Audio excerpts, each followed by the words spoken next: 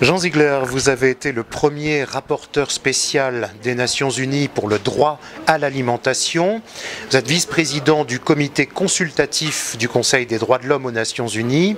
Et nous vous recevons pour Destruction massive, géopolitique de la faim, livre paru au Seuil. Première question, pour ce court entretien, quelles sont les 5 grandes raisons pour lesquelles on meurt de faim encore aujourd'hui dans le monde ? Avant de répondre à votre question, je dis quelques chiffres rapidement. Vous savez que tous les 5 secondes, un enfant en dessous de 10 ans meurt de faim. 37 000 personnes meurent de faim tous les jours dans le monde, et près d'1 milliard sur les 7 milliards que nous sommes sur Terre, 1 milliard de personnes sont gravement et en permanence sous-alimentées, détruites par la faim.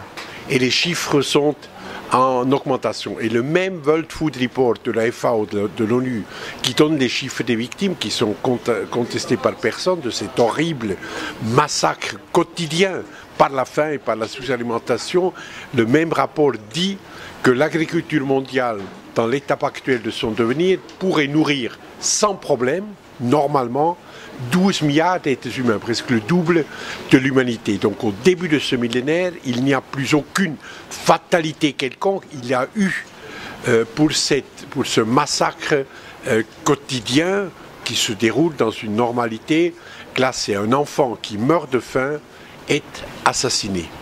Alors vous me dites quelles sont les principales causes de ce massacre quotidien de la faim. Elles sont multiples, il y a 4 ou 5 principales. Évidemment, d'abord, c'est la spéculation boursière sur les aliments de base. Vous savez, l'aliment de base, c'est maïs, blé et riz, qui couvrent 75% de la consommation mondiale. Et ces aliments de base font l'objet aujourd'hui d'une spéculation boursière effrénée, puisque après le krach financier, la crise financière de 2008, les grands hedge funds, les grands prédateurs, les grands spéculateurs, les grandes banques multinationales ont quitté la bourse financière pour spéculer, tout à fait légalement malheureusement, sur les bourses des matières premières alimentaires. Le maïs a augmenté en 2 ans de 93%, la tonne de riz a augmenté de 114% et la tonne de blé meunier a doublé en une année. Ce qui fait que dans les bidonvilles du monde où vivent 1,6 milliard de personnes extrêmement pauvres, les mères de famille simplement ne peuvent plus acheter la nourriture pour maintenir en vie leurs enfants. Deuxième mécanisme, c'est évidemment les biocarburants. L'année dernière, les États-Unis, je prends le plus grand producteur, a brûlé 138 millions de tonnes de maïs, le tiers de sa récolte, et des centaines de millions de tonnes de blé pour faire des agrocarburants, ce qui est un crime contre l'humanité sur une planète où tous les 5 secondes, un enfant en dessous de 10 ans meurt de faim. Pour substituer à l'énergie fossile qui pollue et qui détruit le climat, bien sûr, l'énergie végétale. Mais même si l'argument climatique est tout à fait recevable, encore une fois, je le répète, brûler de la nourriture, des centaines de millions de tonnes de blé et de maïs sur une planète où le massacre de la faim tue des millions de gens, est intolérable. Et troisièmement, et je vais très très vite, c'est le dumping agricole. L'Union européenne déverse des centaines de millions de tonnes de nourriture subventionnée, excédentaire en Europe et subventionnée sur les marchés africains.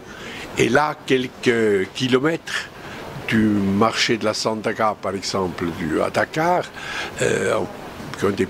c'est le plus grand marché alimentaire en Afrique occidentale. Vous avez le paysan africain avec sa femme, ses enfants, 10 heures par jour sous un soleil brûlant, qui s'épuise au travail et qui n'a pas la moindre chance d'arriver à un minimum vital parce que simplement à la Sandaga, la nourriture européenne, fruits, légumes, poulets, français, grecs, allemands, etc., coûte le tiers ou la moitié du produit africain correspondant. Donc là, l'hypocrisie des commissaires de Bruxelles est absolument abyssale. D'une part, ils organisent la faim, provoquent la faim en Afrique, et de 54 pays africains, 37 sont des purs pays agricoles, et en même temps, ils refoulent par des moyens militaires les réfugiés de la faim qui essayent, par la Méditerranée ou par l'Atlantique du Sud, d'atteindre la frontière sud de la forteresse Europe, et sont refoulés et très souvent disparaissent dans les flots et meurent. Donc il y a une hypocrisie européenne qui est absolument abyssale. Alors, il y a d'autres critères. Il y a d'autres mécanismes qui tuent l'accaparement des terres. 41 millions d'hectares des terres arables ont été accaparés, volés, loués à des tarifs complètement ridicules pour 99 ans, ou même achetés à cause de la complicité, la corruption de beaucoup de gouvernements africains. En Afrique, 41 millions d'hectares de terres arables l'année dernière ont passé entre les mains des hedge funds et des fonds souverains ou des sociétés multinationales. Les paysans expulsés, les paysans africains expulsés mano militari, sans dédommagement évidemment, dans les bidonvilles du continent, et la production sur ces terres que les multinationales ont pris est exportée évidemment ou dans les pays où il y a du pouvoir d'achat, en Europe, en Scandinavie essentiellement, etc. Et c'est la misère et la destruction de ce qui reste d'agriculture vivrière en Europe, et l'explosion de la faim, de l'augmentation de la pyramide des martyrs sur ce continent martyr. Jean Ziegler, est-ce que la crise actuelle peut changer la donne de l'ordre mondial entre Orient et Occident, entre Nord et Sud, entre pays émergents ou émergés, ou au contraire, est-ce qu'elle amplifie le manque d'aide apportée aux plus démunis? À la fois oui et non. Oui, la crise s'approfondit et le massacre augmente parce que, par exemple, aujourd'hui au Sahel ou dans la Corne de l'Afrique, le Programme alimentaire mondial, qui est donc l'organisation chargée des Nations Unies d'apporter l'aide d'urgence, eh bien, a perdu la moitié de son budget, parce que les grands États industriels européens, la France, les États-Unis, l'Angleterre, ont cessé de contribuer au PAM parce qu'ils doivent payer des dizaines et des dizaines de milliards d'euros à leurs banques pour reflouer le crédit interbancaire, et ainsi de suite. Ces banques qui, par leur propre faute, sont arrivés à une situation tout à fait catastrophique. Donc les grands États occidentaux, au lieu de payer leurs cotisations normales au programme alimentaire mondial et permettre l'aide d'urgence aux populations des 5 pays de la Corne de l'Afrique, et demain les 30 millions de Sahéliens affectés par une sécheresse terrible qui dure depuis 5 ans, ont simplement coupé leur contribution au programme alimentaire mondial pour renflouer leurs banques. Donc la crise, pour répondre à votre question, la crise financière mondiale a eu pour les peuples du tiers-monde une conséquence terrible. Alphonse Allais, l'écrivain, a dit « Quand les riches maigrissent, les pauvres meurent ». C'est ce qui se passe maintenant. Mais en même temps, il y a quelque chose d'infiniment positif, c'est une prise de conscience en Occident. Che Guevara a dit « Même les murs les plus puissants s'effondrent par des fissures. » L'ordre cannibale du monde est perçu maintenant comme intolérable. Partout les fissures apparaissent. La France est une grande, puissante démocratie. Il n'y a pas d'impuissance en démocratie. Tous les mécanismes meurtriers que nous avons évoqués ensemble tout à l'heure, la spéculation sur des aliments, spéculation boursière sur des aliments de base, peut être interdit demain matin par le Parlement français. Un alinéa supplémentaire suffit dans la loi sur les bourses. Dans tous les pays démocratiques, on peut obtenir ça. On peut obtenir, si l'insurrection des consciences se produisait dans nos pays démocratiques, on pourrait obtenir l'arrêt du dumping agricole demain matin, l'arrêt de la destruction de millions de tonnes de nourriture pour en faire des agrocarburants, on pourrait l'interdire. L'accaparement des terres par les multinationales sur les terres arables africaines, on pourrait l'interdire. Donc la démocratie, et je le répète, la France est une démocratie, comme la plupart des autres pays dominateurs du monde, mis à part la Chine. Le citoyen, la citoyenne a tous les moyens en main, tous les armes en main pour détruire cet ordre cannibale du monde et sauver des millions d'êtres humains de la destruction par la faim. La France est le pays de la solidarité. La solidarité internationale est une valeur depuis la Révolution profondément ancrée dans la conscience collective française. Il y a la plus grande densité d'ONG, de mouvements sociaux, de mouvements de solidarité avec les peuples du Sud se trouve en France.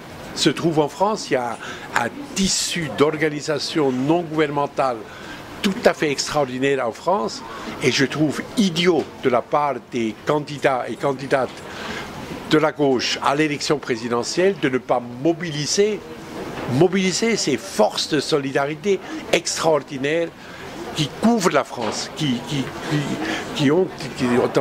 sont profondément implantés dans le tissu social français.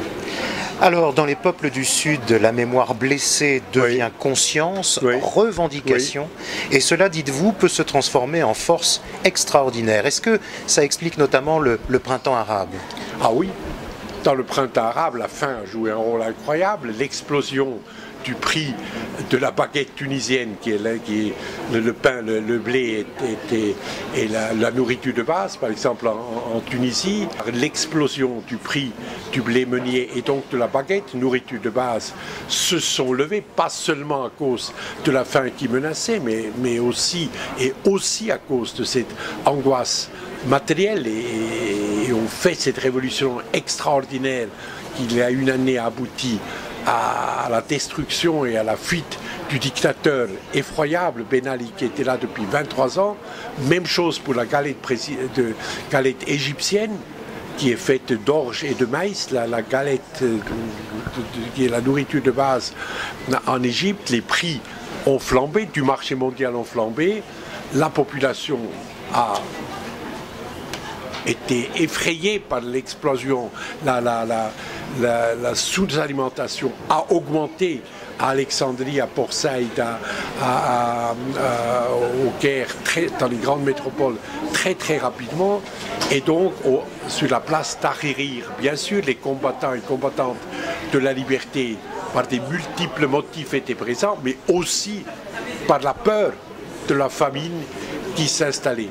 Donc, c'est une des belles choses de l'histoire contemporaine, c'est les révolutions arabes, mais en même temps, il y a une insurrection des consciences qui réellement est présente en Europe, qui commence, et je suis sûr qu'elle va nous libérer de l'ordre cannibale du monde. Il y a Che Guevara, Marx avant lui, a dit le révolutionnaire doit être capable d'entendre pousser l'herbe. Et l'herbe en Europe pousse. Jean Ziegler, pour terminer, avez-vous en roman ou en essai un ou deux ouvrages que vous souhaiteriez conseiller aux personnes qui nous écoutent et qui nous regardent? À part mes livres. Bien sûr. Il faut lire Bernanos, Georges Bernanos, le curé de campagne, le soleil de Satan, parce que Georges Bernanos, qui était Dieu, c'est pas un homme de gauche, a cette phrase magnifique et qui est fondamentale: Dieu n'a pas d'autres mains que les nôtres. Ou bien c'est nous qui changeons cet ordre meurtrier du monde, ou bien ce n'est personne. Merci beaucoup. Merci à vous.